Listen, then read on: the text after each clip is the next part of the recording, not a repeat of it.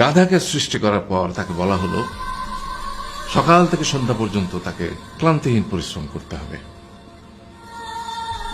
সারা জীবন তাকে পিঠে ভারী বোঝা বইতে হবে, খেতে পাবে শুধু ঘাস, আর তার মাথায় কোনো বুদ্ধি থাকবে না। তার আয়ু হবে 50 বছর।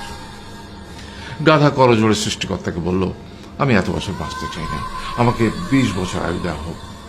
সৃষ্টিকর্তা সেটাই মঞ্জুর করলেন। কুকুরকে যখন সৃষ্টি করা হলো তখন তাকে বলা হলো যে সে হবে মানুষের সবচেয়ে বড় বন্ধু, কিন্তু সে খাবে মানুষের উচ্ছিষ্ট, এবং তার আয়ু হবে 30 বছর। কুকুর সৃষ্টিকর্তাকে বলল, আমি এত বছর বাঁচতে চাই না, আমাকে 15 বছর আয়ু দেওয়া হোক। সেটাই মঞ্জুর করা হলো। এরপর বানরকে বলা হলো, তুমি শুধু গাছের এ ডাল থেকে ও ডালে ঝুল খাবে এবং নানান রকম ফন্দি ফিকির করে মানুষকে আনন্দ দিবে, তোমার আয়ু হবে 20 বছর। মানুষ বলল, আমি 20 বছর বাঁচতে চাই না, আমাকে 10 বছর দেওয়া হোক। সেটাই মঞ্জুর করা হলো। এবার এলো পুরুষ মানুষের পালা।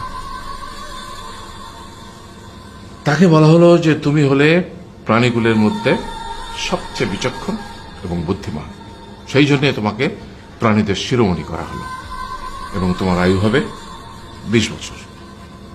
তখন পুরুষ মানুষ বলল, করজোড়ে বলল সৃষ্টিকর্তাকে যে 20 বছর আয়ু অত্যন্ত কম, হে প্রভু, আমাকে ওই গাধার সে যে 30 বছর আয়ু চায়নি সেটা আমাকে দেয়া হোক, ওই যে কুকুর 15 বছর ফিরিয়ে দিয়েছিল সেটাও আমাকে দেয়া হোক, আর যে বানর 10 বছর নেয়নি সেটা আমাকে দেয়া হোক।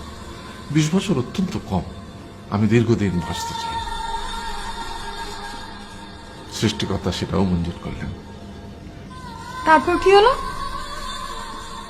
সেই থেকে ছেলেরা পুরুষ মানুষ হিসেবে বাঁচে 20 বছর, তারপরের 30 বছর সংসারের বোঝা পিঠে করে বয়ে বেড়ায়, সেটা কার মতো? গাধার মতো।